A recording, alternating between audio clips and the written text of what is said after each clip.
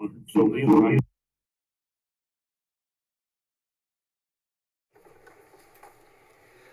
Good evening, everyone. Welcome to this meeting of the Town of Poughkeepsie Town Board for March 18th, 2026. We'll begin with a salute to the flag. We are at war, and as we think of our servicemen and women and their families, and of anyone who may be in the path of harm, I'd just like to have a moment of silence after the pledge. I pledge allegiance to the flags of the United States of America and to the republic for which it stands, one nation, under God, indivisible, with liberty and justice for all.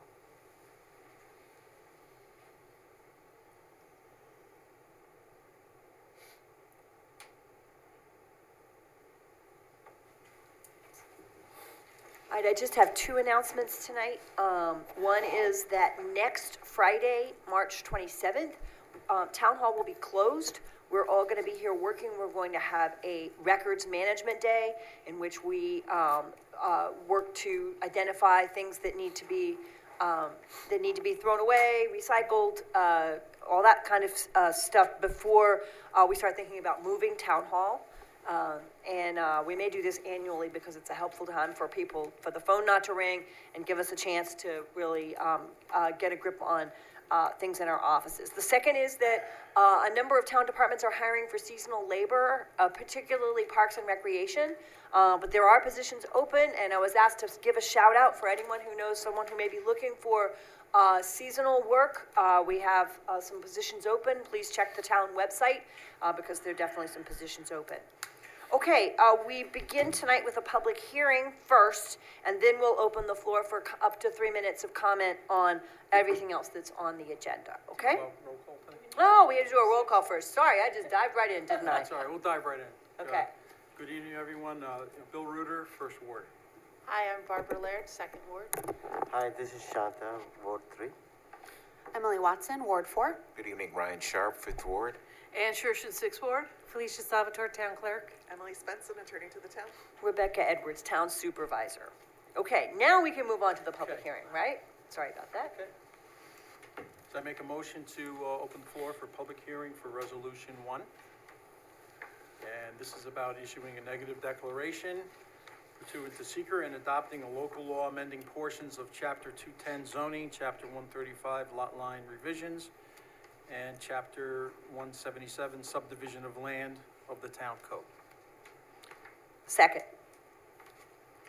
Okay, so the public hearing is open for anybody who may want to speak on these miscellaneous code revisions.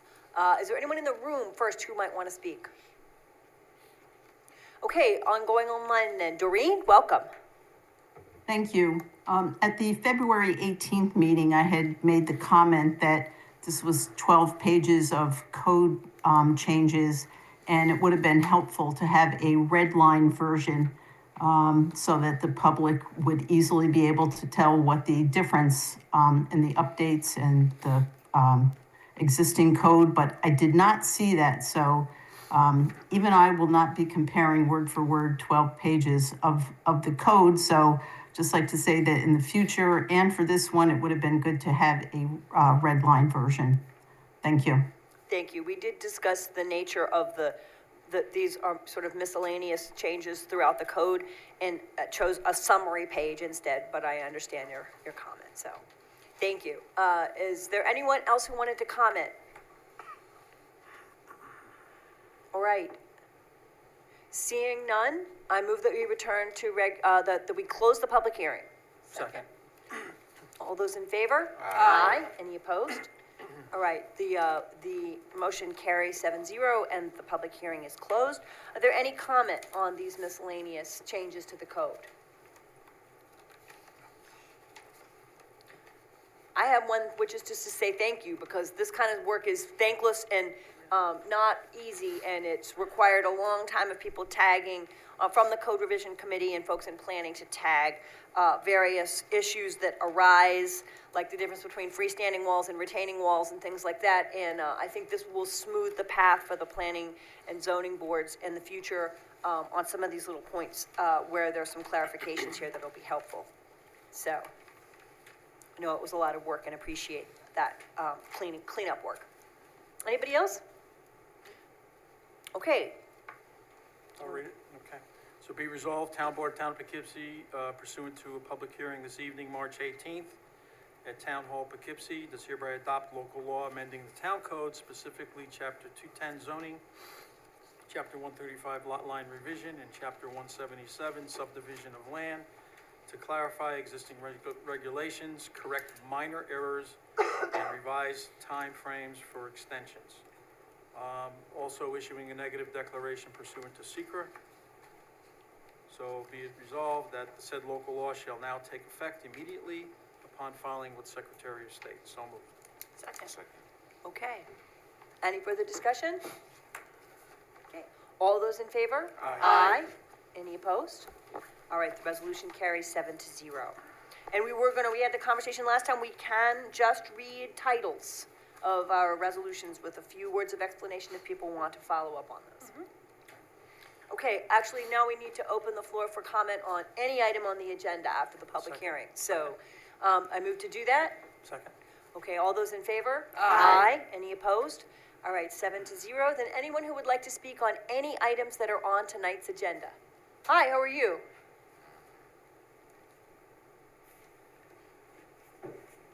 Welcome. Good evening, Roger Connor, Ward 6. And I just wanted to voice my approval that you hopefully will pass resolution number 13 tonight. This is a reimbursement of a short-term rental application and the fee related to it for 2020 Wilbur. And if some of you are nodding your heads, you know this young couple, Andrew and Marissa Mikos. And they have been working very hard to build a future for themselves, and now they're taking this house off the market and they're selling it. And so it's no longer going to be available for short-term rental. And the town is making that decision as to whether or not to reimburse them for that fee. So I hope you do. Thank you very much, Roger. All right, is there anyone else in the room who would like to speak on any item on tonight's agenda? All right, seeing none, anyone online? Doreen, welcome.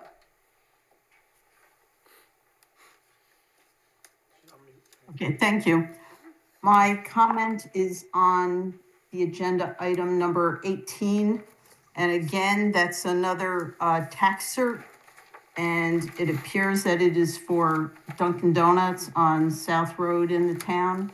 And just my usual comment that when you lower these assessments, especially commercial assessments, that's money that ends up having to be spread over the rest of the tax base. And the rest of the taxpayers end up supplementing that. So I am not in favor of the tax cert. Thank you. Thanks very much.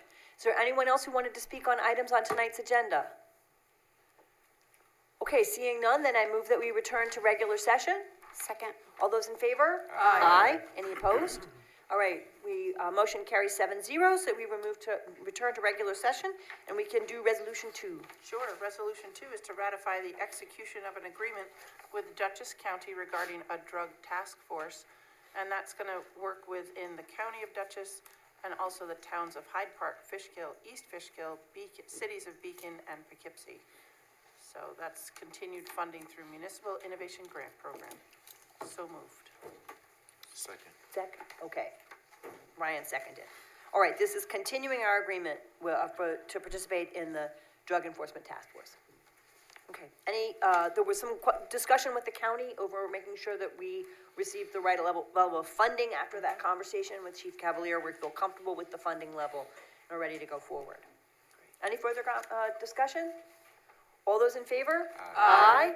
Any opposed? All right, the resolution carries 7-0. All right, the next thing we have is a presentation by the town comptroller for our final budget results for 2025. We have a presentation. I know a number of us also have copies of the full report, so I'm happy to share those. Finance committee members have those, and we can get them to anybody who wants one. They're online. You have an extra? I'll take I actually have, I have some here, so I have an extra too.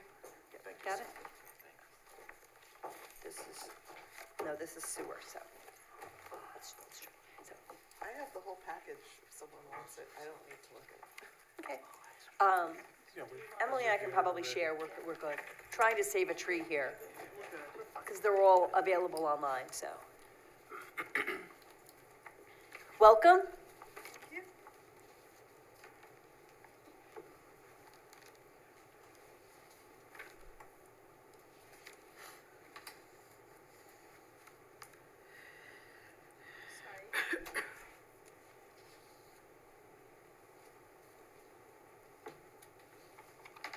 There we go. Okay, so this is for year end for all, looking back at 2025. Yes. Good evening, everyone. I'm gonna need to put the mic right near your, not near your mouth for it to pick up. Thank you. We all have to lean way over. Especially when that air is on, that makes it hard to hear. Good evening, everyone. I have provided with you all Excel sheet, which is detailed, summary, and also a detailed worksheet associated with each fund. So today my presentation is 2025 annual budget versus actual versus budgeted. So the first quarter I presented on April 16th of 2025. July 16th was second quarter. Third quarter was October 22nd, and today is my last presentation for 2025. This report covers full fiscal year, and this represents 100% of the budgeted year. Revenues and expenditures year to date are budgeted versus actual for 2025. I don't know why I'm in 2026. Already I'm jumping there. So this budget is only for our 5 actual funds: Fund A, Fund B, Highway, Water, and Sewer. Fund A is primary operating fund covering all general government financial resources.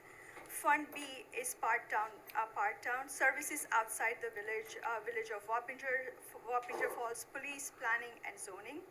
Highway fund is road repairs, maintenance, and improvement projects. Water fund is operations and maintenance of the townwide water district, and sewer fund is operations and maintenance of sewer district. This is just a snapshot of all 5 funds. The Excel sheet that I have given you by the fund, I have summarized this in here. So as you can see, Fund A, top portion is revenue, bottom is expenses. Expenditures, Fund A, we are at 95.9% of our budgeted revenue, which is our budgeted was 7.96 million. Our year-to-date actual is 8.34 million. B fund was budgeted 26.3 million. Revised budget was 27.78 million, and we are at 101.7% of our revenue. Highway fund, we are 8.20 million actual that we have received, so 100.7% of what we budgeted for. Water fund and sewer fund, water is 141.8%, sewer fund is 160.8%. Water and sewer revenue is overstated. The reason for that is there is a timing issue in the billing. These numbers will be adjusted when we do our 2025 audit. So that's actually covering more than 1 year's worth of billing cycles, Yes. right? So we have to, with the audit, adjust that. We had to do the audit adjustments, and there were some problems in water and sewer billing, so this numbers will be adjusted at year end. All of the expenses for all the funds, we are under budget for all 5 funds. As you can see, 90.7% for Fund A. Fund B, we are at 94.3%. Highway is 94.7%. water fund is 98.5, and sewer fund is 95.7%. So Fund A is our town-wide fund. This is primary operating fund for the town, accounting for all general government financial resources. Our revenue in this fund is 95.9%. We received 100% of our revenue in our first quarter for property tax. Interest in earning is significantly outperformed our actual. We budgeted 701,000, and we received 518. Mortgage tax revenue, it fell short. We are still expecting fourth quarter revenue from Dutchess County, but again, it's 78% less than what we have budgeted for. Fines and forfeitures, it exceed our expectation. We budgeted 641,000, and we received 507. Our expenses are, oh, sorry, I have to go back. Oh, yeah. Expense-wise, we are 90.7% in here. Our total budget expense, with our, it's $7.7 million, with our POs for $768,000. Regular pay and part-time wages came under the budget. Contracted services also came under the budget. Insurance costs were fully paid off in this particular department. Overall expenses remained 1.6 million under the revised budget, reflecting very disciplined spending across all of the department within Fund A. Fund B, this is our part-town. Revenue and expenditures for services provided outside the village of Wappingers, police, planning, and zoning. Our revenue in this fund is 101.7%. Expenses are at 94.3%. Again, property tax, we received 100% of it in the first quarter, as well as our pilots. We also received 100% of that within the first quarter. In this, hotel and occupancy tax generated $810,000, which is, we did not budget it that much for it. This is something which is not, it's a new income for us, new revenue source for us. Interest in earning, we budgeted 500, we received 506 versus $224,000, which was budgeted. Sales tax distribution was at 4.27 million versus 4.5 million budgeted. Our actual cost for Fund B was $25,707,000 with our POs outstanding for $1.18 million. Police overtime fully utilized at $1.7 million, 100% of revised budget. Regular pay was only $10,000 over the budget, which is for this size of a fund, I don't think so, it's an overstated expense for that. Police retirement, we have budgeted $3.86 million because at year end, we don't know what will be the retirement costs will be. We came at $2.82 million, which is 73% less than what was budgeted for. Workers' compensation was fully paid. Medical insurance was at 94.6%. Revenue exceeded the revised budget by $484,000. All of the retirement contribution and part-time staffing was, there was a major driven, we were significantly lower in that particular item, so that's the reason our expenses stayed under. Highway fund, part-town B. This fund records revenue and expenditures related to the repairs and maintenance of the town roads. Revenue is 100.7%. Expenses are at 94.7%. Property tax, We received everything in first quarter. We received $1.5 million in CHIPS money, and our budget was only $657,000. Retiree and COBRA payments were, we budgeted $32,000, we received $41,000. Interest and earnings, was at 108 versus 100,000, which was budgeted for. Our expenses, we were $1.5 million, overall, $59,000 less on it. Our expenses were, our revised budget was for $10 million, and overall we were at $9 million with POs in expenses. Our debt service, principal for $1.72 million and interest of $242,000 was full paid,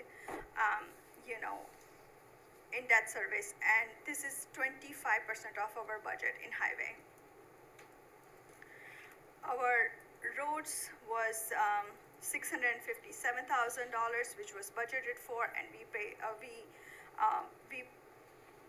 use 100% of that budget, and this is CHIPS funded allocation. Retirement contribution,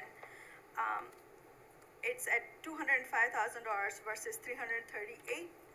Significant savings in our retirement contribution in this as well. Revenue exceeded budget by $59,000, $1.5 million in POs reflecting commitment, equipment, and vehicle purchase in the future. Water fund covers the operations and maintenance of the townwide water district. In here, again, we are at 141.8% of our revenue. This significantly exceeds our budget due to billing cycles, and 2025 audit will reflect the adjustments in this particular account. Interest and earning, we budgeted $107,000, we received $209,000. Water service charge also exceeded our budget by 177%. Property tax and special assessment were collected and in full as budgeted. Expenses, we are at 98.5%. The revised budget was $9.2 million. Total actual expenditures was $7.9 and $1.19 million of income versus our in this particular budget. Purchase of water. This is the largest single expense in this category, and we have paid this 100%. Line This is repairs. purchasing from the joint water plant, right? Yes. That we jointly own, but financially, Financially, it's part of our budget. right, thanks. No worries. Line repairs, 392 was actual, and we budgeted 479,000 on this. Debt service principal of 246,000 plus interest of 178 was fully paid in this particular water fund. Sewer fund accounts for operations and maintenance of various sewer districts within the town. Revenue is 160.8%, same scenario as water. Water and sewer billing goes at the same time. Both of them has a timing differences that will be corrected through when we do the audit. Interest earning is 244% more than what we budgeted for. Property tax and special assessment collected is collected in full, and penalty collections and in lieu of taxes is pilots was performed significantly above the budget, because we have one new district in sewer which had a pilot on it. So that's the reason we budgeted. When we budget, we don't have that particular information. So that is the reason for it. Expenses, we are 95.7%. Management service, we are under the budget overall for this particular fund. Debt service, we budget 465 plus interest of 359. We are on track, Electric cost was well managed on this particular budget. Management service, which is Veolia, that is on our sewer fund. There is $126,000 of variance on it. This is accrual cost. December billing is not, it will be adjusted at year end. So we use 100% of what was there. Highlights and summary. Our actual expense have remained below the projected budget across all 5 funds, and revenue collections are tracking at our above expectation. This keeps our town in a strong financial position as we close the year. We did not have to hit our appropriated fund balance for any of our 5 funds.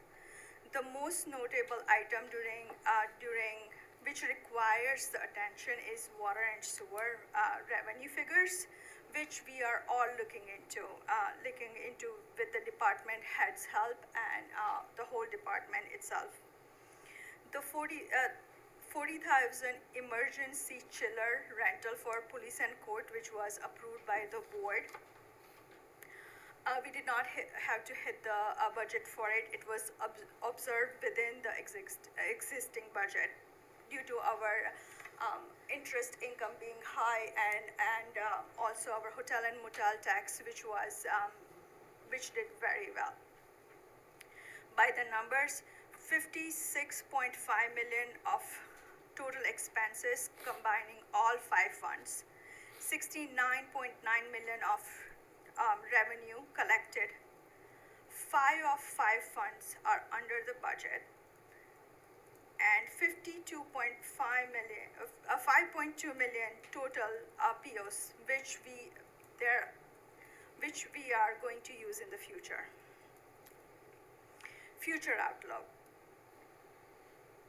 There are 3 things that come across when we are looking at this 2025 budget. Mortgage tax revenue. We were 78% less that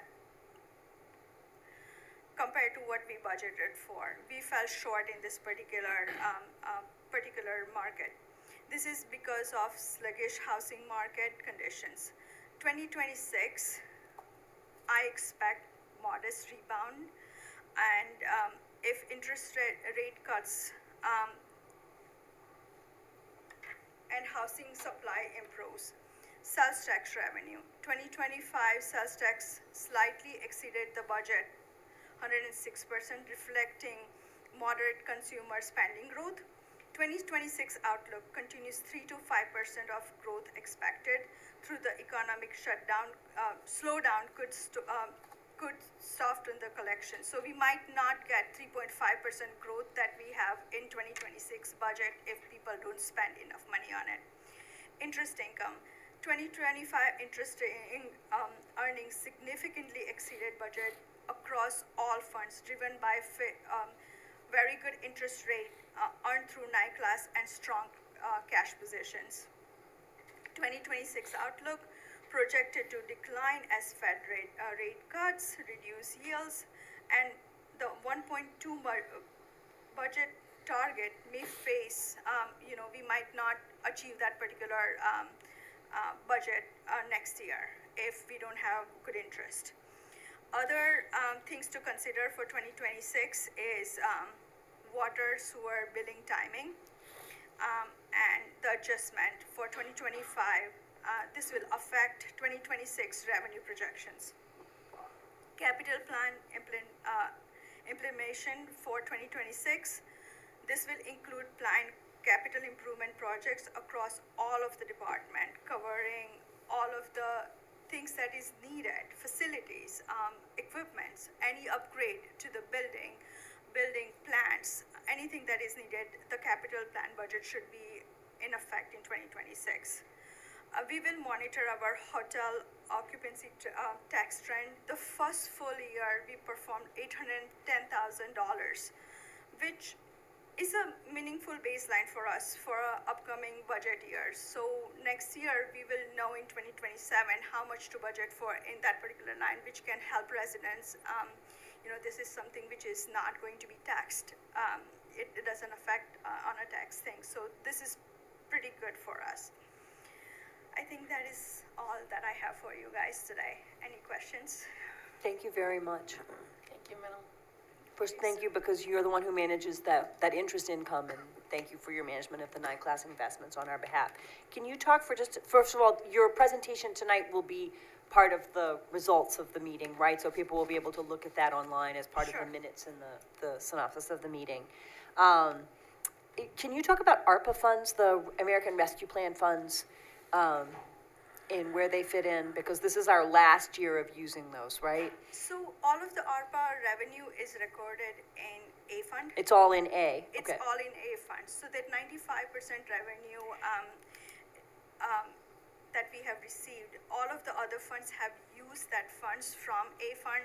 So that's the reason our revenue in that fund is less. And we have to use all of the ARPA fund by this year end, and most of the funds are already, committed.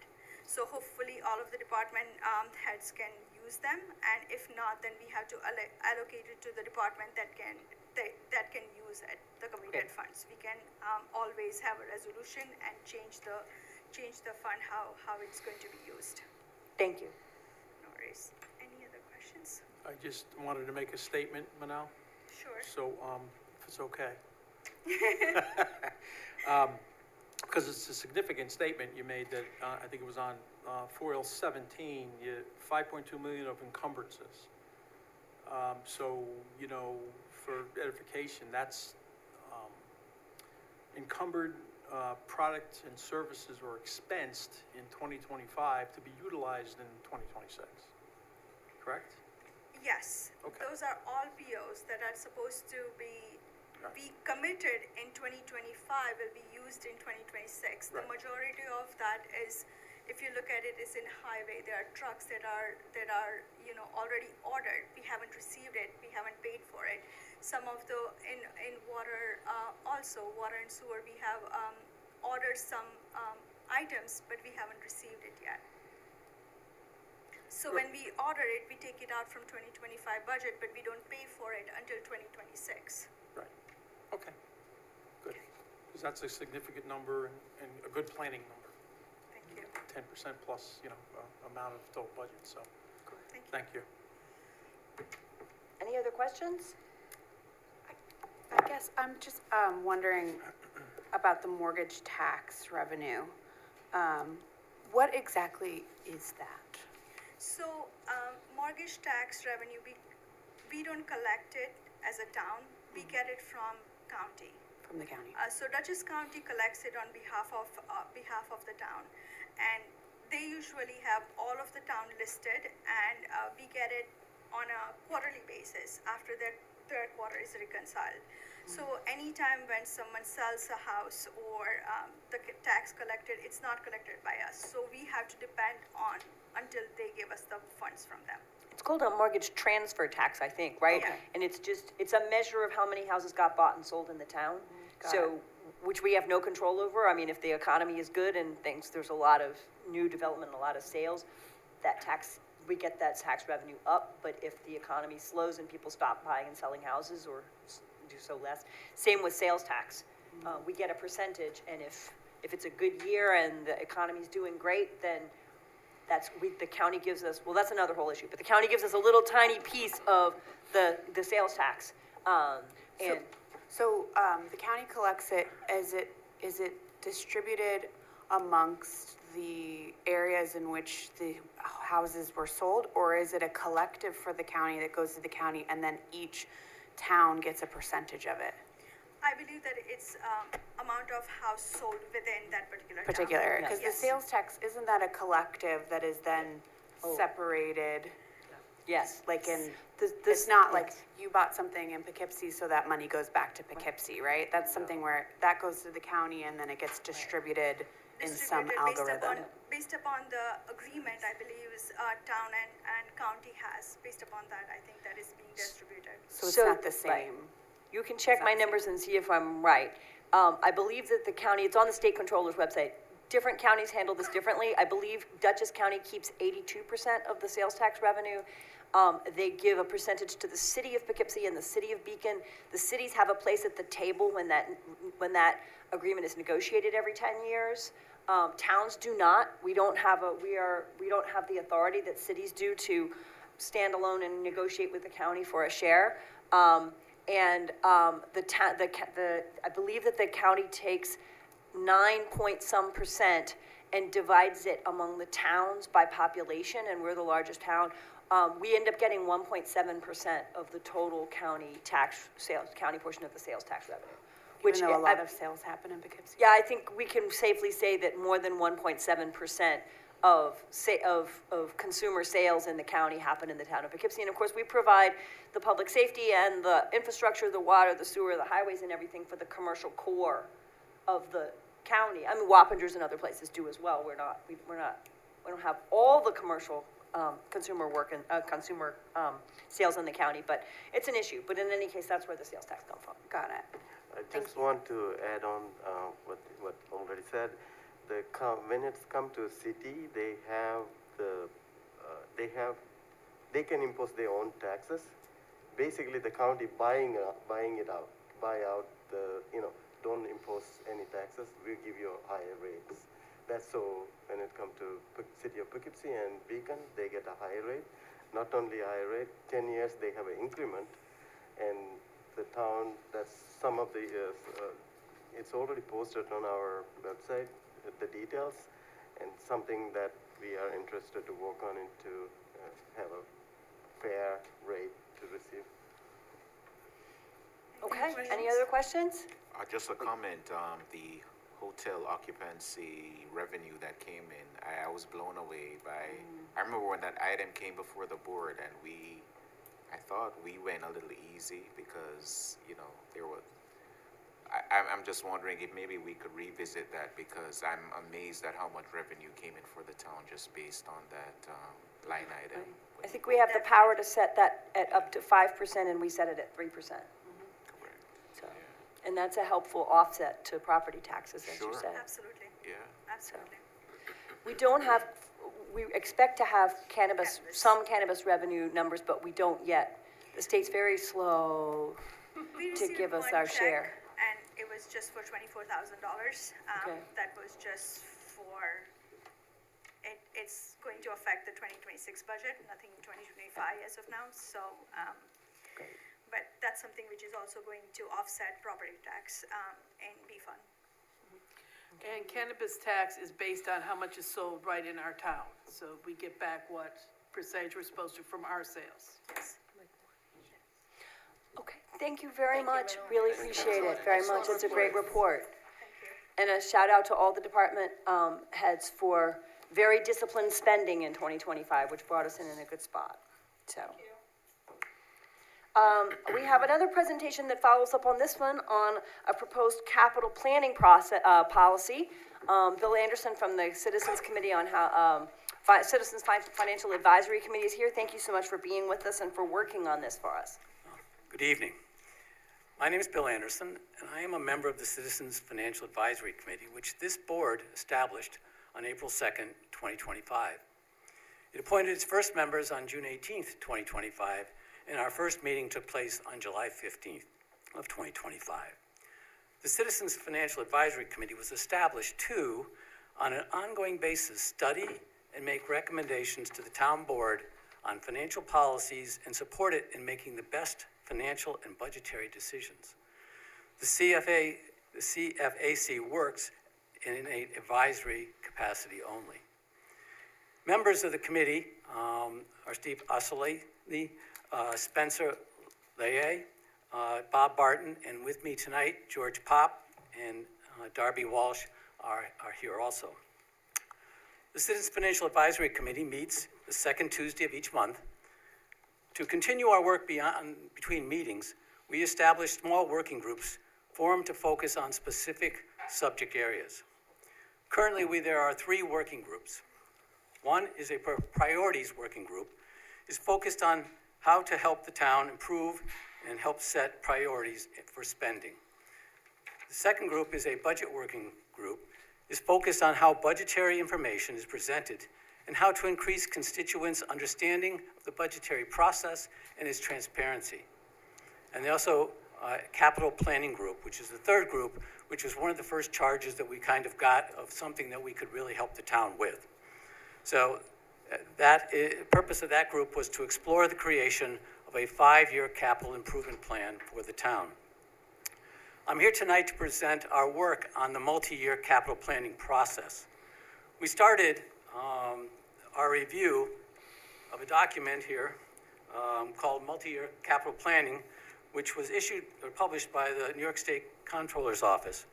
We did additional research online and found numerous examples of capital plans and looking at where the best practices might be that we might be able to help in our research.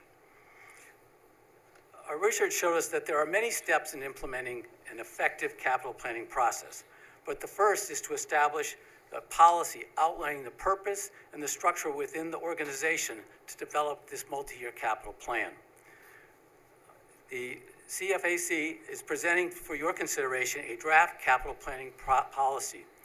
The key policy components are defining the need for a 5-year capital plan, authorizing the establishment of a capital improvement planning committee with the responsibility of developing the plan.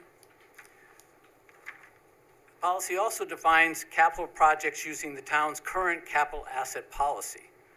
Therefore, we won't have additional need to do that work. It also establishes a minimum of 10 criteria to be used in establishing project priorities so that all projects are evaluated under the same criteria. It identifies the roles and responsibilities for developing and overseeing the annual capital plan. And it provides an overview of the planning process, which has flexibility in it and allows the committee at the beginning of each year to take a look at what's going on and to develop the guidelines and develop the timelines based on the situation as it's occurring at that time. The policy is just the first step. The Citizens Financial Advisory Committee is continuing its work on additional items to support the implementation of the capital planning process. Sample documents include a planning process timeline, a project request forms that will be used by the department heads when they are requesting the information or requesting that their projects be considered, as well as a weighted capital project scoring sheet to aid in the prioritizing these projects, both which will include taking into consideration those criteria that we talked about in the beginning. The committee would like to thank the town supervisor and her staff for their help, assistance, and patience over the last 8 months as the committee worked to find its purpose and proper voice. I would be glad to answer any questions at this time. Thank you so much, Bill. This is extremely helpful, and I want to say that the comptroller has also looked over the policy. We feel it's very good. And we'd like to implement it this year, which requires us to get cracking because we need to do capital planning in April and May before we begin the rest of the budget process. But I think we can do that. We already have started last year to get as far as we can with a list of capital projects. We were waiting for the police and courts facility and the town hall project, which are the police, they're the elephants in the room. So if we have those numbers, we should be able to start work on a policy this year. The committee is available to work with you in any way we can. Thank you. And you'll be able to share a draft policy with us sometimes, that we can work on together and make public at some point, right? I've sent it to the board, and then if you have any, Bill, if there's any other further adjustments to that, please let us know, and then we'll meet and then, Well, our committee has looked at it, and basically, we feel That'd that be it's great. ready for you to make whatever edits you need It's great. for legal purposes or whatever operational considerations that you might have that we did not see. So we'll have the comptroller take a look at it again and legal take a look at it, and then the board members can individually take a look and see if it makes sense, and then we'll bring it in for a vote. Thank you very much. All right, Thank you. Thank you. I would just thank you, and thank you for the committee.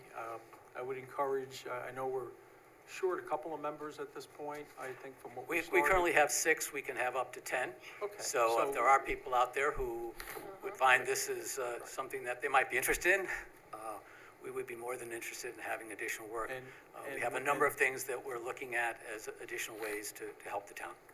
And again, for the public, the meetings are when?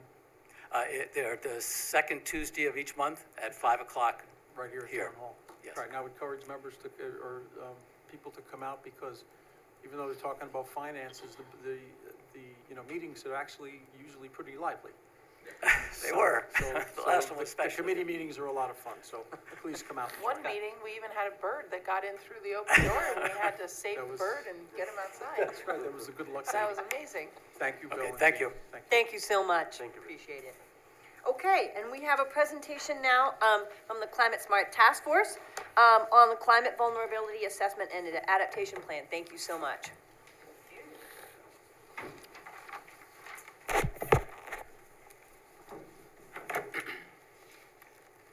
Hi, Hi. nice to be back. Welcome. Good evening. For anyone that doesn't know me, I want to introduce myself. My name is Susan Carnes-Hecht. I have been the chair of the Climate Smart Task Force since it began in 2019, now co-chairing with my wonderful colleague Feza Oktay. And Kristen Taylor, who's our senior planner, is here with me tonight, and she is our staff liaison on the task force.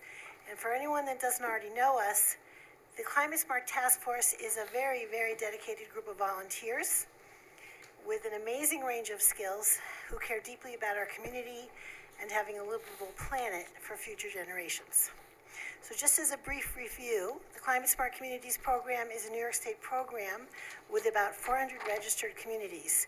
We complete actions from a very extensive menu in areas of reducing emissions and increasing sustainability. We receive credit for those actions towards Climate Smart Community certification, which positions us for grants and other benefits.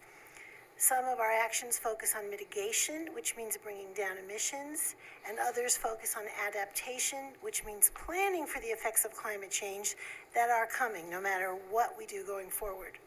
So tonight we're going to discuss our Climate Vulnerability Assessment and Adaptation Plan that we've created over many months of work with our peer municipalities in Dutchess. And this plan has been out for public comment for some time. So just some background on this project. Several of our biggest projects have been completed in collaboration with other towns and with the county itself as part of the Dutchess County Climate Action Planning Institute, or what we call CAPI. And this was facilitated by the Hudson Valley Regional Council over the past few years. We completed both government operations and community greenhouse gas emissions inventories and a corresponding government climate action plan that the board previously adopted. A community action plan is in process. And all of these projects fulfill climate smart actions, and we do receive credit. So I'm not going to read this, but this slide lists our many accomplishments since becoming a climate smart community back in 2018. We are certified at the bronze level, which is the initial level. We're also designated as a New York State Clean Energy Community. And in May, 2 months from now, we will apply for recertification for Climate Smart. We expect to receive the next level of certification called Silver, if not in May, then certainly in the first half of 2027. So Kristen's going to talk about the elements of the adaptation plan that we want to tell you about tonight. Great, thank you, Susan. So the best way to do this is just to talk to you a little bit about the approach. So we were involved in the CAPI process. We went through the climate action planning part of it. We were able to participate, or had the option to participate, in the climate vulnerability assessment and adaptation plan. Really rolls off the tongue. The vulnerability assessment part of it, we actually received credit for already. We've received points for that through the CSC program. So what we were able to do was just focus on the adaptation part of it based on what was found in that vulnerability assessment work that was previously done and participated in. So I just wanted to, mention that and just frame the conversation a little bit. So the town of Poughkeepsie's process actually differed than most of the CAPI participants in that we were given a template to work within, but we ultimately made it work for us. And we had technical assistance and support through HVRC, their staff, Mary Lambert in particular. I know they had a host of interns as well that supported the initiative. So some of the data that was included in that, you know, the technical part of it, if you will, and the research, that was really, that was part of HVRC's work. We left that part to them to help us frame the document. So the point of all of this is there are hazards in our community that ultimately make our vulnerabilities more vulnerable, and they are increasing temperatures, sea level rise, and changing precipitation patterns. Those were the three areas that were focused on in the vulnerability section, and ultimately led to the recommendations for the adaptation plan, which were then framed in three categories: environment, infrastructure, and social assets. So the vulnerability assessment, that first component that we had kind of already completed the step one, or phase A, we completed that work in 2019. It was us in a day-long workshop with several other communities, our adjoining municipalities. At that meeting, there were about 10 town staff present, including building staff, water and sewer infrastructure staff. I think Tom Colgan actually might have been there. I know he's in the room. We had the police. Thumbs up, he was there. Cool. Myself, Mike Welty, our Director of Municipal Development. We also had town supervisors from all the municipalities, all of their infrastructure folks. We even had our planning board chairman there for the town of Poughkeepsie. Fairview Fire, I know, was able to participate. And this effort was really strongly pulled together by Cornell Cooperative Extension, Dutchess County. And I have to go ahead and give a shout out to Michelle Gluck. She no longer works for CCE Dutchess County, but was an incredible asset through this whole process. So through the process and all those heads at the table, we were gathered around maps. We were talking about sea level rise, storm surge, inland flooding, droughts, wildfires, and wind. Wind was a recurring theme throughout the entire day. So just talking about the following. So, and again, environmental assets, there were recurring themes throughout the day. So water bodies, access to parks and open spaces, and they are assets we want to protect in the environmental framing. Water resources, whether we're getting our water from the Hudson River, as we do, or there are communities who have well fields that need protection or are an asset to their community, and they have to look at things a little different than maybe we are. In either case, they deserve protection and monitoring and are an asset to their communities.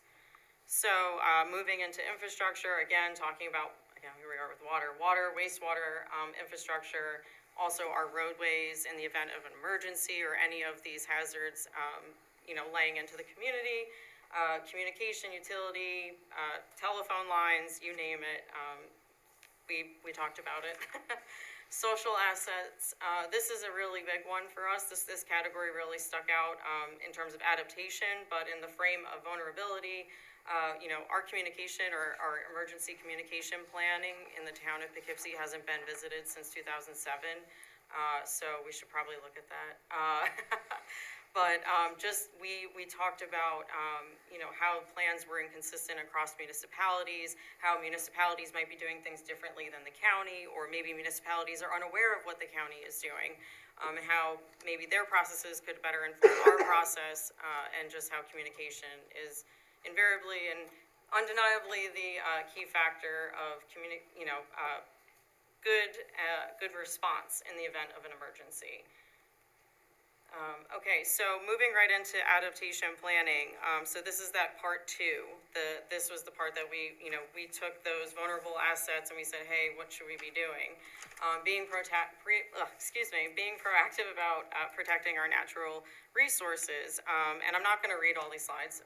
I know one likes that, right? So really what I want to hit on is, since 2019, we've actually already completed a natural resources inventory and an open space plan, which highlights and identifies percentages of 100-year floodplains and 500-year floodplains and areas of open space that are worthy of protection in our town. We've also completed a comprehensive plan update, which focuses on sustainability elements. Some of those recommendations that came out of all three of those documents, we're already working on them, and we're looking at them. We're looking to make changes in our zoning code that reflect those recommendations. So ultimately, we're actually working through that as this document was being developed as well. So there's a lot of that goes on here. We're keeping all the plates spinning at one time. But, you know, something else, looking into watershed management planning, and again, the natural drinking water, wastewater, groundwater, protecting not only the assets that we identified in the vulnerability assessment, but maybe there are those that we're unaware of, and that's where the community comes in during the larger planning initiatives.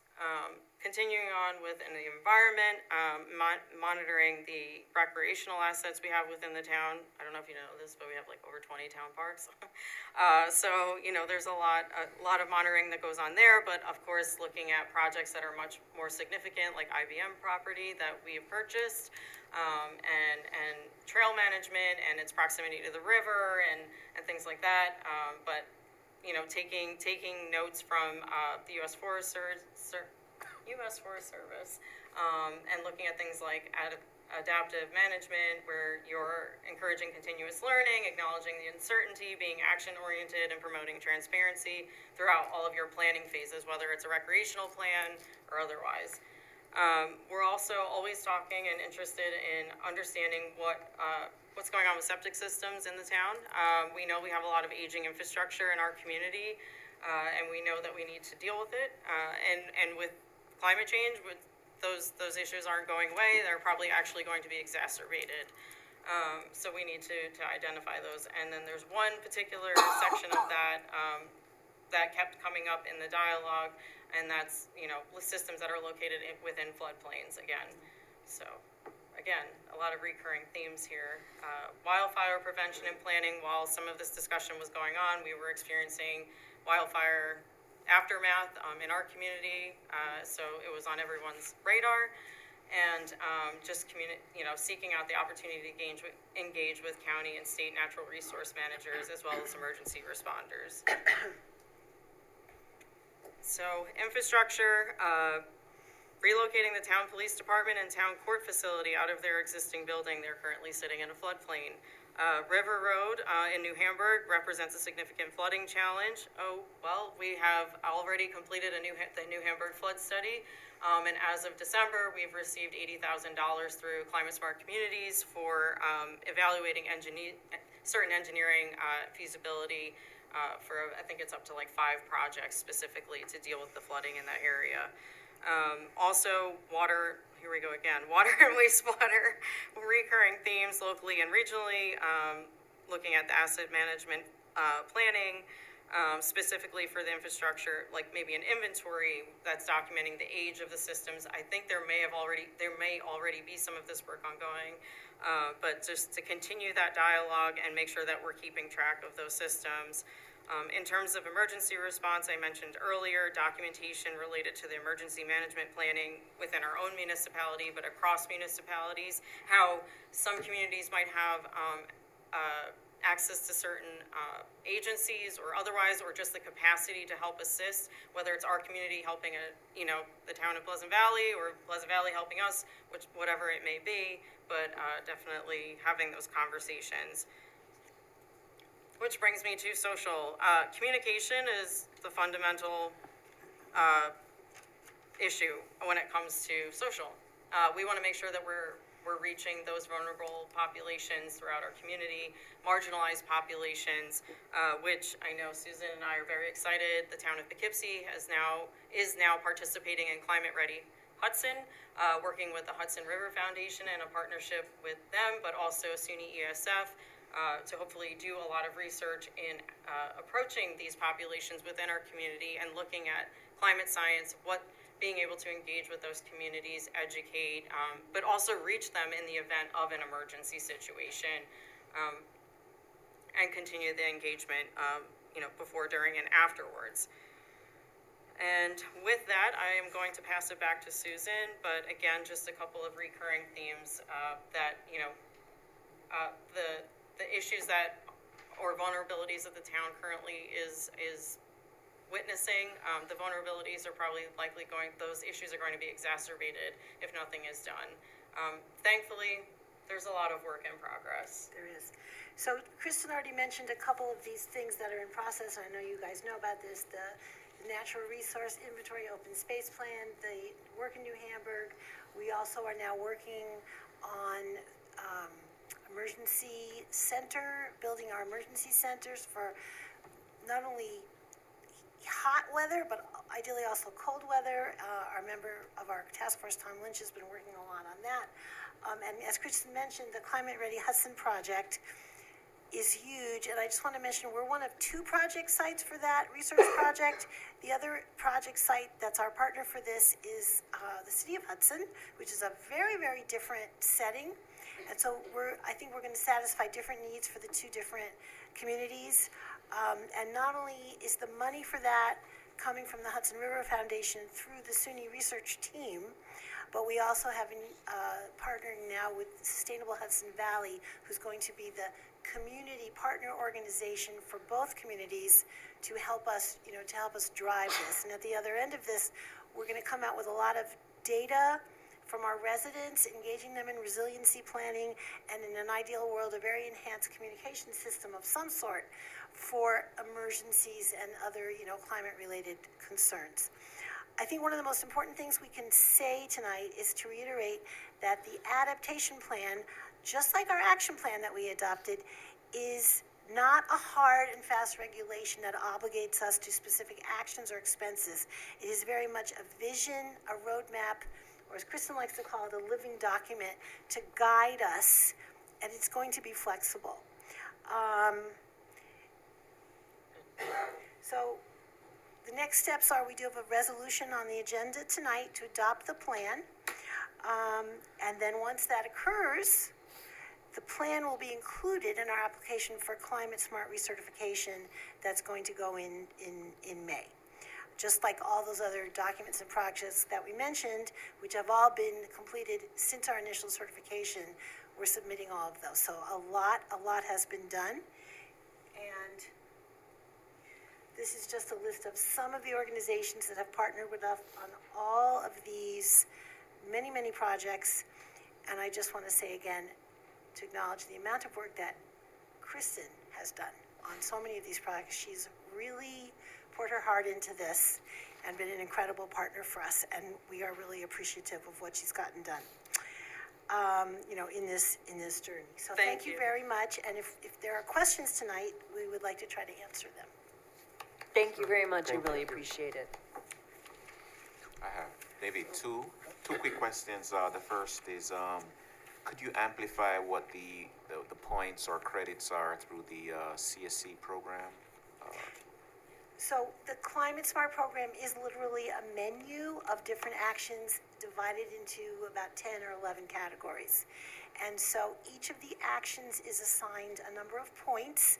Some of them are just this many points, and some of them are variable points depending on what you do and how detailed your work is. Just as one example, there is an action for comprehensive plan being adopted with sustainability elements, which happened since the first certification. So we will be applying for that, and that can go anywhere from 3 to 21 points. And thanks to the work that was done, we're going to be able to apply for all 21 of those points. So when you get, there are requirements. You need this many points for bronze, this many points for silver, this many mandatory, this many priority actions. So I kind of live on a spreadsheet right now where I'm counting every day as I start uploading all this documentation into the state portal, which is the process we're in now. And it's very exciting. I wrote to some of you the other day. When we submit, we're going to be either very close to silver or there. We have zillions of points. And so even if a few of them don't get approved, we're in really good shape. We will be recertified. That's actually a really good example, the comprehensive Did that plan, answer right? your question? Yes. Because when we first submitted, we probably only got like half of the points because it was still a work in progress. But then now that it's officially been adopted and all of that, now and we're going to submit to recertify, we'll get the full array of And points. that's just one. And it ranges from big actions like that to, 3 points for farmers markets and 3 points for repair cafe. But, it adds up. It adds up. And Go ahead. I can't emphasize enough, I sound like a broken record, but the points are great, but the actions are really what's important. Having the conversations and bringing everyone to the table. So the ability to have had department heads and county agencies and organizations like HVRC assist us to this point with achieving the points and getting to that and to submit is great. And of course, our Climate Smart Task Force, which is comprised of all town volunteers, by the way, again, just in case anyone here didn't know. But We're not paid. yeah, it's, you know, it's a group effort, and the points are great, but the actions themselves are really what's important at the end of the day. And the second question I have is, Supervisor Edwards has made efforts to expand the internship roles of high school, college students in the area. I was wondering if there was room for them in terms of the outreach to the Yes. marginalized populations. In fact, I actually have a high school student who's a graduating senior, not myself, but a friend in the town who actually applied to SUNY ESF and may go there in the fall, who's hopefully going to be working with us on the Climate Ready Hudson project. So yes, absolutely, absolutely. Thank you. That's just one example. So if I understood correctly, as soon as the gold certification is available, we will get it, right? No one has gold, no one has gold, and they don't even publish the requirements because it's, I think when they started, they said it was going to be bronze, silver, gold, but no one talks about that. Yeah, Kristen and Susan and team, thank you for your work. thank you. Appreciate it. One item of particular interest that you're working on is the aging septic systems in the town. Yeah. Is that, and I think I understand that those mappings, particularly questioning the mappings and the condition of the septic tanks in town. Yeah, Now, so- those are typically held by the county, right? That's the The septic responsibility. information that we're referring to, I'm not well versed in. It was a conversation that was happened as part of that 2019 workshop, Okay. and was raised as an issue that in order to be able to adapt to a changing climate, it's something we should be exploring. I see. So hopefully So it that's will an- elevate at some point to So a that's project. something that's evolving of what you're getting into. Yeah, it's part of our adaptation plan that when, All right. if availability, to Well, make that a I'll- priority. I don't mind sharing a brief story, because when I bought my recent house here, and most recent in the town of Poughkeepsie where I reside today, I'm kind of a curious person, so I wanted to find out where the septic tank was, and when it was last cleaned, I saw the pipe going out, so I went to the town, went to the county, no information. And it ended up being new, I ended up finding it, but I ended up having to dig and dig and dig, no information on what size, where it was. So that's a big challenge, and, you know, you have houses all around that, you know, may have septic tanks that fail. We had one in the New Hamburg that we were speaking about at the recent meeting. So I think that's an important piece of work, so thank you for looking at that, appreciate that. If I could follow up on that issue and a related one. So one of the big challenges of the town to me, and this goes to both septic and sewer and other things, and also emergency communications, we are so divided. We have 3 different fire districts. We have 4 different school districts. We have people who are on septic. We have a whole bunch of people who are on sewer, right? We have, the sewer, we have 38 sewer districts, I think, that cover much of the town, but also some people are on septic. And when we're thinking about something like an emergency communication system, or when we're thinking about how do we handle with some of these rural towns, everybody's on septic, it's just a septic issue. But here, it's really complicated. All of our sewer plants are seriously impacted by changing precipitation patterns, because they can all handle an average day of sewage flow. But when you've got torrential rains that are more frequent now with climate change, you're seeing overflows. And so all the sewer districts are impacted, but in a different way than individual home septics are. So it's just a little bit of a plea for help in terms of thinking about emergency communications and things like that. It is such a complex town, and it does feel so fragmented sometimes in the way emergency services are provided and things like that. I think it's an area to think about. I definitely feel like last summer we had an issue with the salt line in the water, right? Well, that's a town issue, but it's actually the joint water plant that provides that water that is mandated to do the reporting. So, you know, that makes it cumbersome, and I would really like to think about our emergency communications much more, but recognizing some of those challenges, and some of those complications. You can't just give everybody septic information, and a lot of people don't know whether they're on septic or sewer, right? They may not know, and they certainly don't know. I had the same experience with my house, if there's no record of what what your septic looks like. So there's a lot of stuff to talk about there that I think we could do, in addition to the warming and cooling centers, which expanding those might be the first really concrete thing we get out of this planning process. I think we'll get a lot out of this with the Climate Ready Hudson, because there's going to be surveys involved, and in fact, there are maps now being developed where people are going to be able to say which chunk of the town, either where they live and they see a problem, or just an area of the town where they're aware that there is a problem. And I think it'll be really interesting to see, you have this overall umbrella view because of the work you all do and because of your role.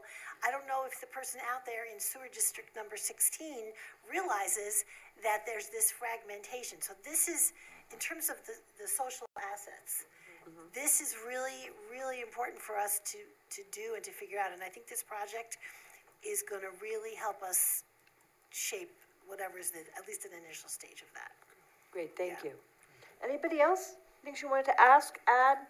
I just wanted to make an observation that it was fantastic today, the lineup of presentations. We started with finance, and we see that the town's in a really good space financially. And then we looked at a fantastic capital project plan, looking at 5 years. And then it really boils down to, what do we put into that capital project? And everything that we have been talking about in terms of water and sewer is exactly repeated in the climate vulnerability. So this was a very watershed moment for. We didn't really plan those three presentations to kind of unfold that way, but serendipity. It makes so much sense right now. I should say that Barbara and Ann were also there when the adaptation cohort with Cappy started, and we all went down to Peekskill that day in your car, and we all sat at my house and talked about this endlessly, and Kristen was the one who got it done finally. So, this has been a long time coming. We started this a long time ago. And frankly, it's not as polished as I wanted it to be, but just trying to make a template that was given to us work with the information we had, There is an actual plan, an actual document, which is on the website, besides what's in this slide. And how long are you seeking feedback on that? We're It's been done out tonight. for a good couple months already, and I've Yeah. honestly have Since had December, it's pretty been much on no there. public feedback, and that is unfortunately very typical. Very typical. So the resolution before you would help us be able to make the submission in May to include this as part of that, and so that would be ideal. Great. We'll get it done. Thank you. Okay, Thank thank you you very again much. very much. All right, then we are on to the resolution. Where were we? Were we at, well, no, there weren't really any presentations, so I think. Yes, Yeah, no problem. All right, so this is resolution number 5. We can just do titles if we want to. Yeah, so this is just adopting the Climate Vulnerability Assessment and Adaptation Plan, which is available for people to have read and to comprehend, and now we're going to vote. And if you go Google Town of Poughkeepsie Climate Smart Task Force, there is a webpage, and this is where it's on our homepage of the town, but also on the Climate Smart. So, okay. Second? Okay, moved and seconded. Any discussion? I think this points us in really good directions for further work, right? All those in favor? Aye. Any opposed? All right, the resolution passes 7-0. And thank you again to the Climate Smart Task Force and to Kristen for all your work. Appreciate it greatly.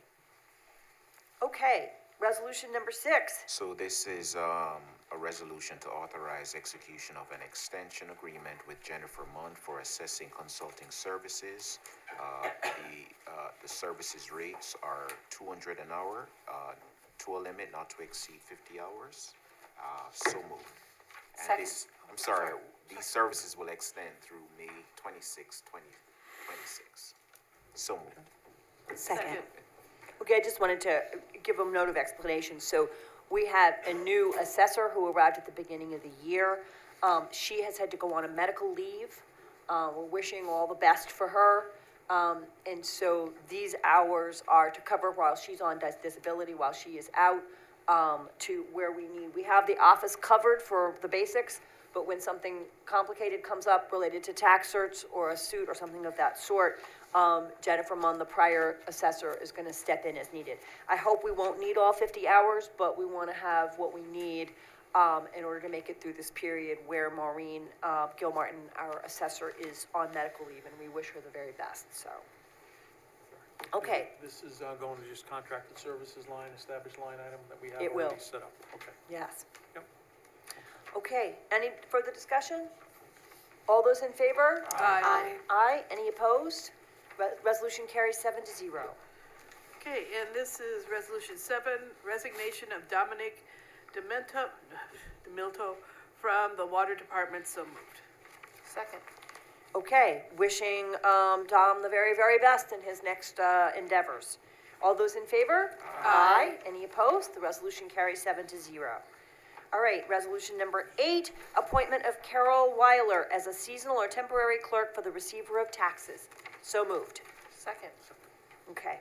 This is at the rate of $16.50 per hour, and this is seasonal and temporary when it's needed, when the receiver of taxes office has very high traffic and demand at the high points of the year.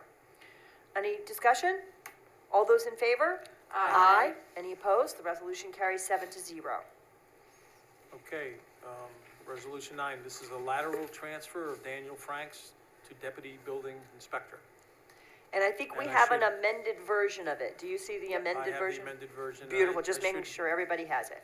So, but I should read this in, but this is CSEA Grade 10, Step 2, at the salary of $37.4166 per hour, effective April 10th, 2026. Right. So moved. And there is a probationary period. Probationary period of Yep. civil service. Second. Right. Second. Okay, all right. All, everybody good? All those in favor? Aye. Any opposed? All right, congratulations to Daniel Franks for his new role. The resolution passes 7-0. Resolution number 10, we're going to permanently appoint Michael Ruger to Water Maintenance Supervisor, and that's effective tomorrow, March 19th. And everything is going to be filed with Dutchess County, so moved. Second. Okay, any discussion? He took the exam for this position, and this is a result of his success with that exam. All those in favor? Aye. Any opposed? Resolution carries 7-0. Resolution 11, this is the reassignment of Brandon Lakin from the Provisional Water Maintenance Supervisor to HMEO Water Maintenance Mechanic. This is somebody who didn't take the test, so they were provisionally put in this position as a supervisor, but because the test was not taken, they will be moved back into this HMEO position. So moved. Second. Okay, any discussion? All those in favor? Aye. Any opposed? Resolution carries 7-0. Resolution 12, this is the appointment of Paul Schaefer to seasonal labor for the Recreation Department, effective March 19, 2026, at a rate of 19 per hour. So moved. Second. Okay. Any discussion? All those in favor? Aye. Any opposed? The resolution carries 7-0. Okay, and this is Resolution 13, authorization refund for the short-term rental located at 220 Wilbur Boulevard, and this is for a refund, let's see. $2,500. Yeah, $2,500 off of their fee since they were unable to use it as a short-term rental at all this year, and the property is currently up for sale due to changes in their family, so moved. Second. Okay, and this is not something we necessarily want to do all the time, but this, as someone said earlier, this couple prepaid the fee for 2026, and then decided that they would no longer use the house as a short-term rental, but would sell it, and it went on the market for sale in mid-January. I don't think we want to refund fees too often if we can help it. But in this case, given that it's a large fee and that they did not use it at all, and within 2 weeks of the beginning of the new year, we're selling the house, clearly will not use it, I think a partial refund, we calculated what the town's expenses were, and are refunding the rest. I think it's the right thing to do for this couple. Yeah, I think this is a very fair way of handling the situation. Like you say, this is a high fee. Okay, any discussion? Okay, so they'll be refunding $2,500 out of the fee. Okay, all those in favor? Aye. Any opposed? All right, the resolution carries 7-0. All right, resolution 14, asking our state representatives to support the, quote, "white elephant," end quote, Historic Tax Credit Enhancement Act to assist in revitalizing large vacant historic properties like the former Hudson River State Hospital. So moved. Second. Okay, this is specifically addressing large historic properties like the former psychiatric center here, which are difficult to rehabilitate, and their historic rehabilitation tax credits are kind of small, and they aren't really large enough to address these kind of properties. I want to thank Yvonne Laub from the Historic Preservation Commission who drew this to our attention. It could really help in moving that property forward, which is a really important property for both historic preservation and redevelopment, since it's right now kind of empty. So this just is simply, we would be writing to Rob Rollison, Senator Rollison, Assemblymember Barrett, and Governor Hochul, and just urging them to pass this. And there's details about, the levels of the historic rehabilitation credits. And any questions, comments? All those in favor? Aye. Any opposed? The resolution carries 7-0. Okay, resolution 15, this is to set a date for public hearing to amend Town Code Chapter 114 entitled Food Trucks. Setting the date of April 22nd, 2026 at Town Hall at 7 p.m. specifically for revising Chapter 114 entitled Food Trucks. So moved. Second. Okay, I believe from the town attorney that we have a small revision to this Yeah. food trucks law, right? Yes. So under the definition of food truck, we added the words "with a cooking facility," and that should not have been added there. So we noticed that today, so we're gonna take that out. Okay, so this is under the definitions. If you look under definitions where it says canteen truck, food truck operator, under food truck, the words "with a cooking facility" are being taken out as we propose this. They got put in, they're coming back out. Okay. Because that complicates things. Okay? Yeah. So All right. just for clarification, this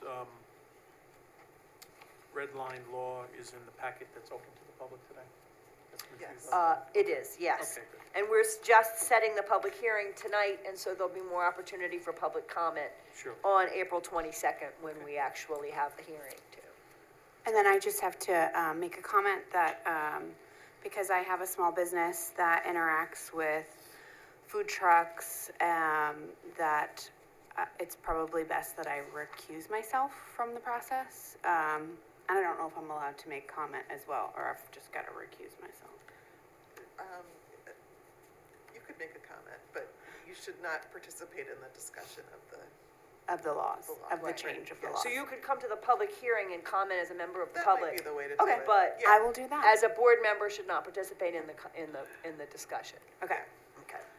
Okay, and I've read through this several times now, and I think it does help clarify some of the points but I still am having a problem with the permits portion, because we require food trucks to get a license, and then there's the permits section, which seems to put on the food trucks to get a permit that if they want to be parked someplace. And I don't see why that doesn't go on to the owner of the property. If you want to have a food truck parked at your property or commercial business, then it should be on you to get the permit and not put it back on the food trucks. I think it is either or. I think it depends who wants It's to. not really clear in the code though, and it does say here too about site plan. That in there it specifically says the property owner can obtain a site plan to permanently allow for this. And I understand that's the point of this, is we want to push people to have a site plan so it's established where these things can be. It's a good comment. I think that in some cases, the site plan makes sense. If it's just a one-time thing, then Yeah. either the person Well- organizing the event or the But food you truck see, could. that's in there too, that if it's an event thing, that falls under the events permit, and you don't have to go through all this, and you don't have to pay the food truck permit. Right. Because it falls under the event permit, and that's in there too. We're doing our So- best to improve this and make so- it a little more streamlined. Like, for instance, we're gonna try to share the fire inspections with other Yeah, hopefully that'll municipalities, so happen people in the don't have to future. get Yeah. multiple inspections. So if you have, you know, if you wanna Yep. talk about that more, we can talk with Yeah. Chrissy or Mike Welty about Yeah, that. because the only way this really applies is if you have like a restaurant or you have a brewery that doesn't have food and you want to have food trucks come in and provide food for your patrons. That makes sense. And there are a few restaurants that actually have their food truck parked right there too to provide a variety for them. So that makes sense. But other than that, I don't see why people would be doing this. They do it a lot, actually. Colleges, they do it for a day for different events that they have. But doesn't that fall under the event permit? No, or- because they don't need to get an event permit from me. If they, an event permit, they really need a lot more. They need to provide insurance and a whole bunch of other things. If they just want to have a food truck on their property for one day, they just need a $50 permit from zoning. Okay, It so that's seems where to this work, to be fits. honest, yeah. Okay. But there again, too, it's not the food trucking and it's the, It depends. The site. You would have to ask Chrissy, but I think sometimes it's the food truck and sometimes it's the owner.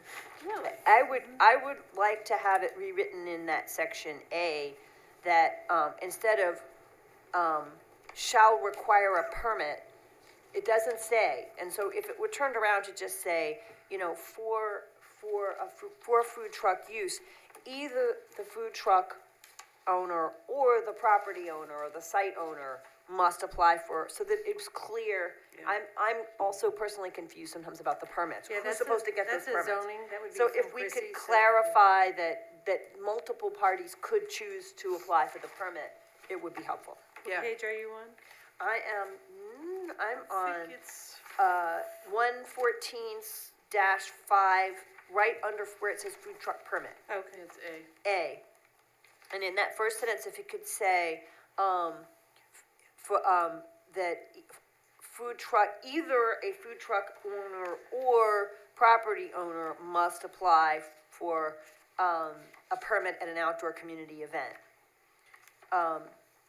So that just, there's some clarity there about who does the applying, rather than, you know, a permit shall be required, which doesn't tell me who's doing what. So, Passive construction. yeah, maybe we can clarify that, Yeah, so and people also, know. that becomes a question too, so if your college has 1 or 2 or 3 food trucks show up at an event, do each one of them have to go and get a $50 permit, or can, No, if that's an event, if it's more than one food truck, it's an event. so if it's just one food truck, it's not an They- event, and then they that's just have to correct. get a permit? If it's more than one, they have to do, oh my goodness, okay. Yep. So are we I didn't making come up any with other it, it just- changes to the Oh my text goodness. before we introduce it, or do you want those to be considered in future? I don't think we're changing it tonight. Okay. I think we should think about this a little bit further and talk Yeah. to the zoning department and make sure Yeah. we've got it right. But we might want to introduce a few, if we can, without substantial changes, if we're just doing clarifications. Yeah. To understand who does what. Maybe we can introduce those in April. Thank you. Okay. Any further comments? Are we ready to set the public hearing date? Yes. Okay. All those in favor? Aye. Any opposed? A resolution carries 7-0. Well, I didn't vote, so I Oh. had to abstain. I'm sorry, 6-0 and an abstention. Apologies. No problem. Okay, now where were we? We're on 16, I think it's me. Whose is this one? Is that you? Okay, Barb. Resolution 16 is to accept the grant award known as 2025-2026 Justice Court Assistance Program for Justice Court. It's a funny name. Second, I'm sorry, so moved. So moved, seconded, okay. And I just want to congratulate Colin Keith, who worked with the grant writer and did some really nice work here to get $9,472 worth of equipment into the courts program, so. Just- Just good. I think there's a lot more we could go for in terms of justice court grants. Just one question on the second page here, I'm Yep. assuming, just to be fair to both judges, that the $300 is for 2 chairs?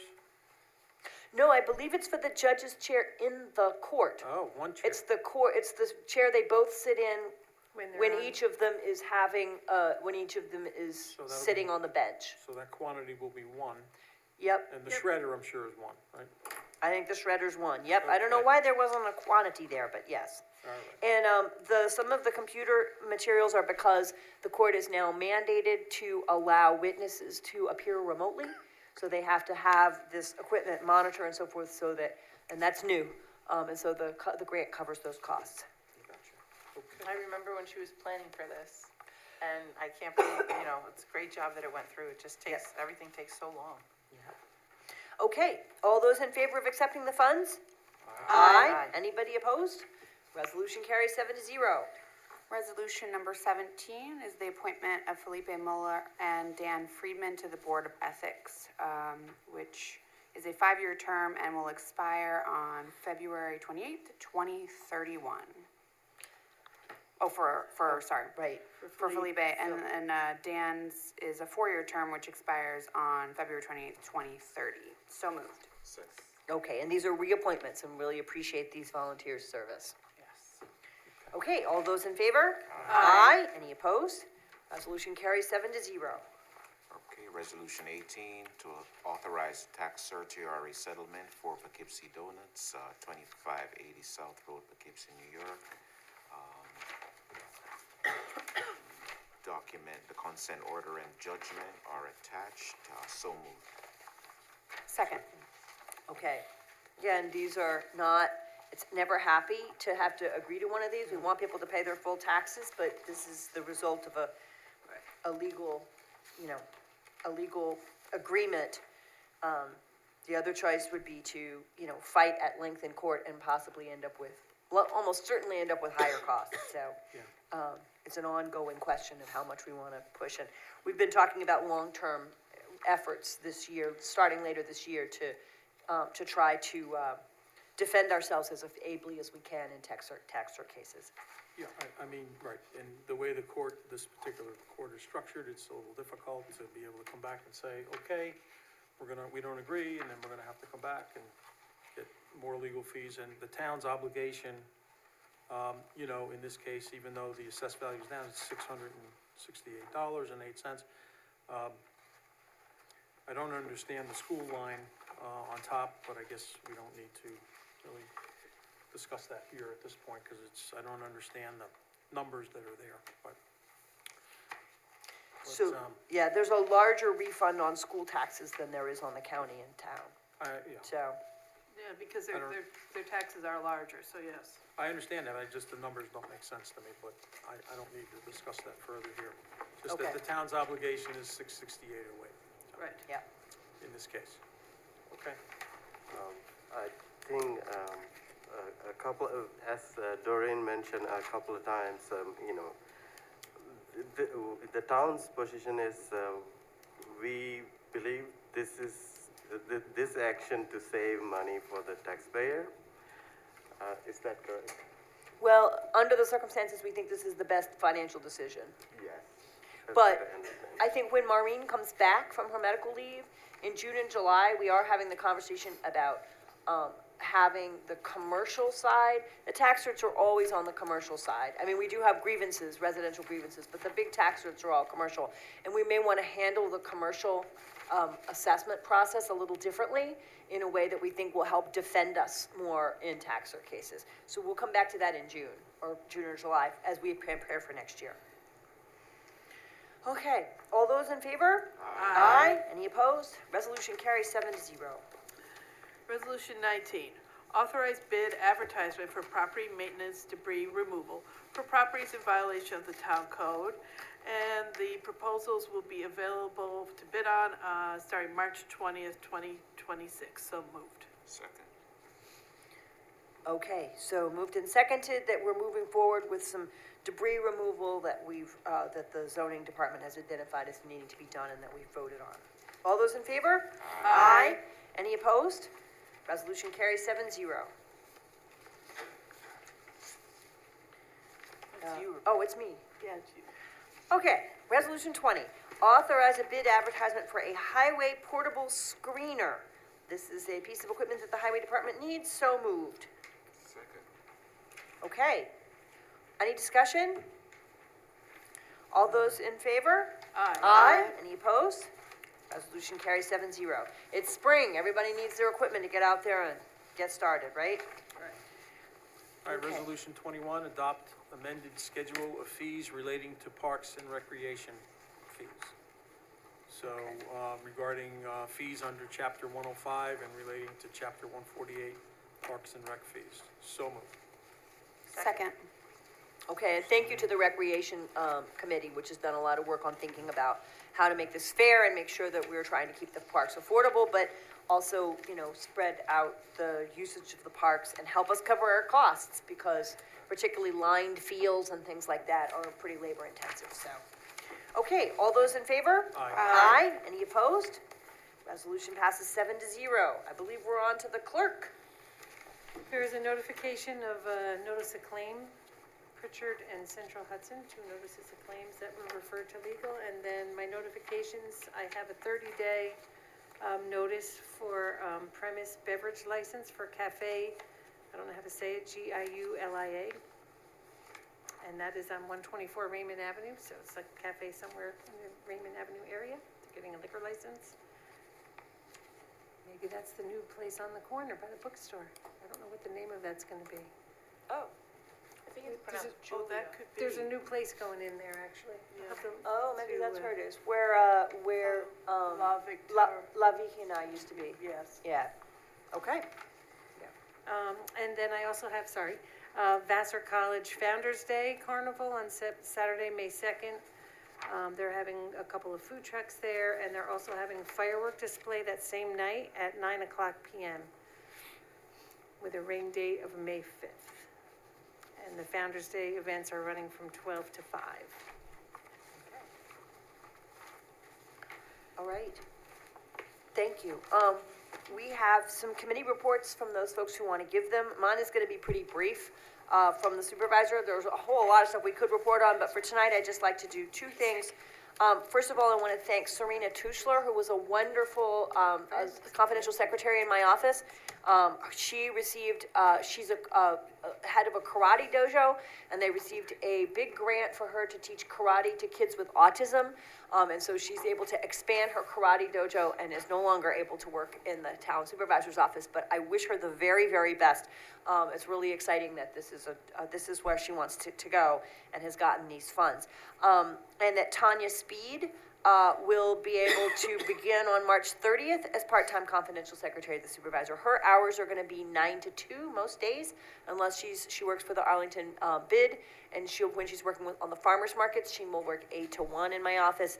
But I think that's going to provide a really nice link to the Arlington Business Improvement District, and she's going to be terrific. So those are actually supervisor's decision as to those positions. I want to thank everybody who helped me make that decision, but just needed to let the board know.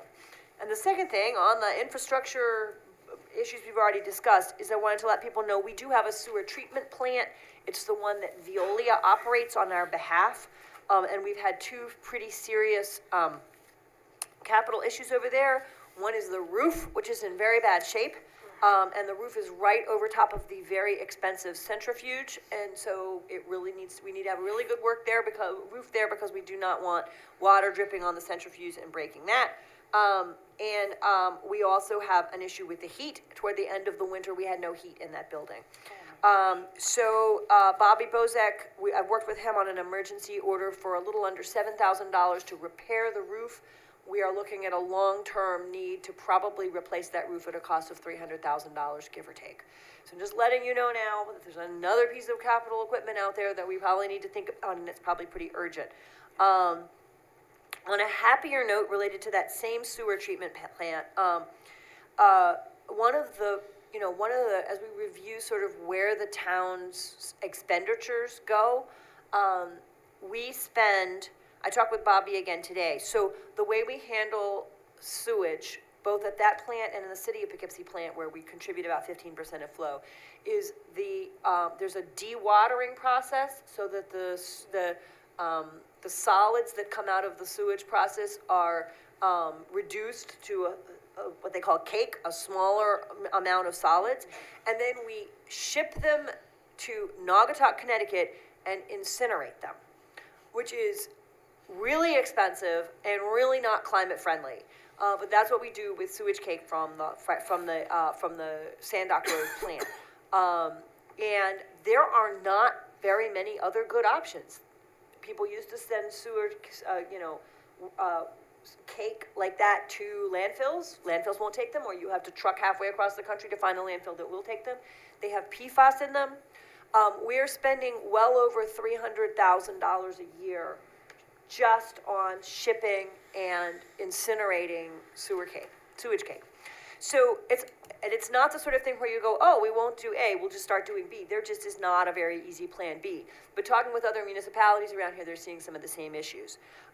So I'm very happy to report, and I'm sorry that the Climate Smart folks are gone, but except for Rich is here. But there's a subcommittee or a working group within the Climate Smart Task Force. Several people who are retired engineers. This town has a lot of retired engineers. It's great. Are working on looking at potential alternatives. There are ways to process biosolids now that actually remove that use the gas from the sewage waste to heat. You're not burning, but you're heating the waste at a very high temperature, which breaks down the PFAS, so it has no PFAS in anymore. You can actually create biochar and other kind of environmentally responsible products. And if we created a little plant that did that, we could serve other municipalities instead of spending $330,000 a year or whatever we're spending on shipping, to Connecticut and incinerating. We could actually have something on Sand Dock Road that serves other municipalities. This is a long-term exploration. It's not something that's going to happen right away. But Greg Freeman in Ward 1 was very interested, and several other members of the Climate Smart Task Force. So I just wanted to report that they are working on this, and they're looking at options. And anyone who's interested, and I know there are board members, Shanta, who are interested in, and Bill, are interested in water and wastewater issues. Bill might have more than enough. Just Tri-Muni might be more than enough wastewater stuff right now.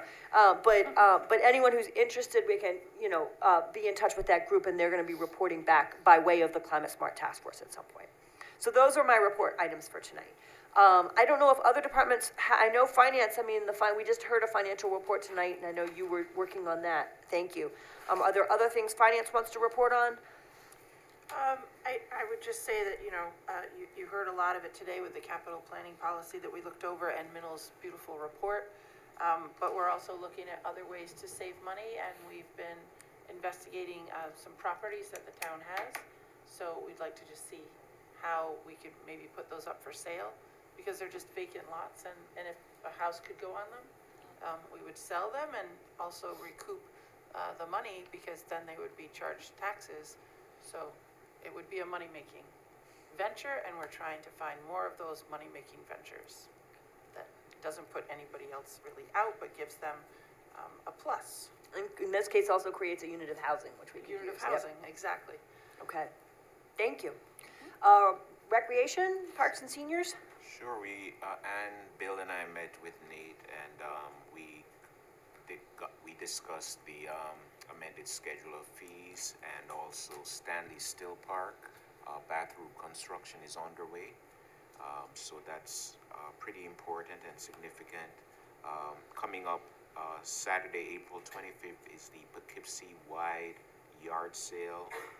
So for those of us who are hoping to declutter and make a few bucks, there's an opportunity to sign up for the Poughkeepsie wide yard sale. The sale map will be available on Friday, April 24th. Recreation is also asking as much as possible that folks stay off the athletic fields because of the weather.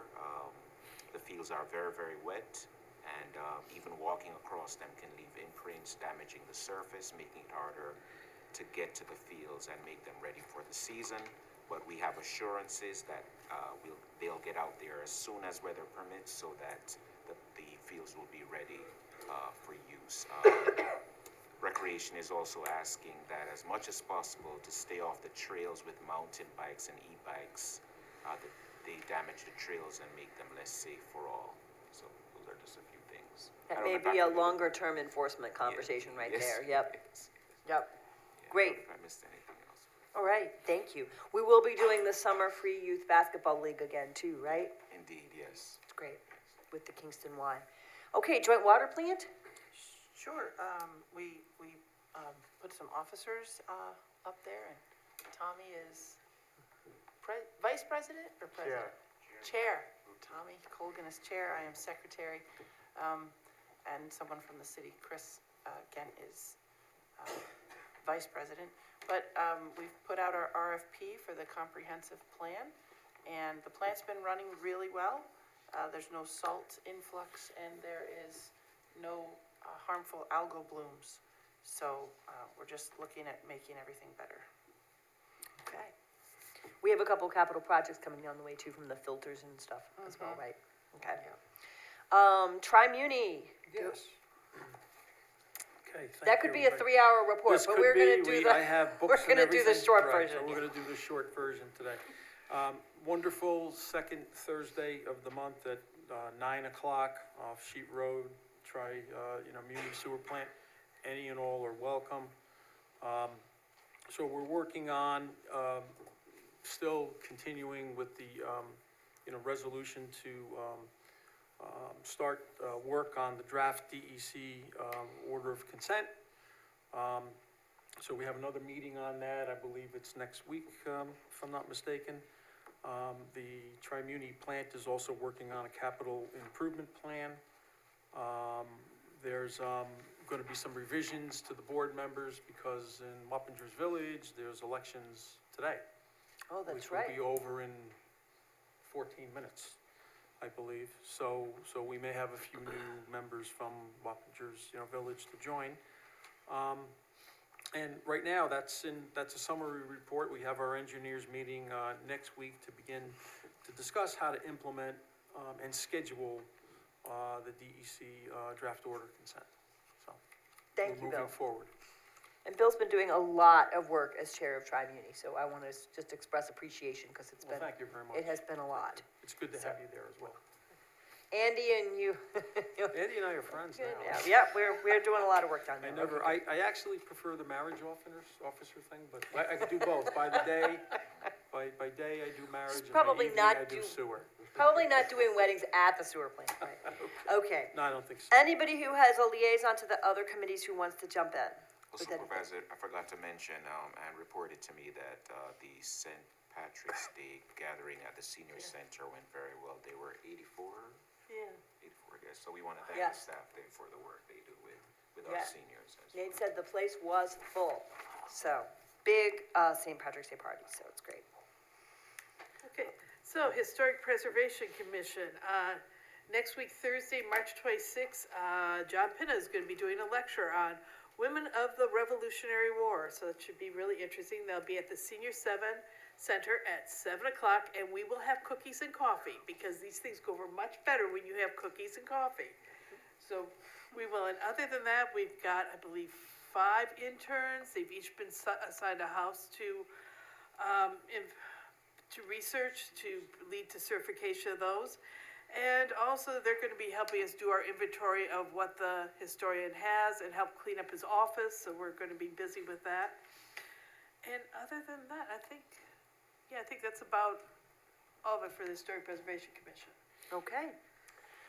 The old Kmart brownfield, so we had a small board and then we chose the 3 top proposals, and we have interviews set next month, and then we'll get back to, one will be awarded. I think we have the first 2, Right. is that right? First 2. Yes.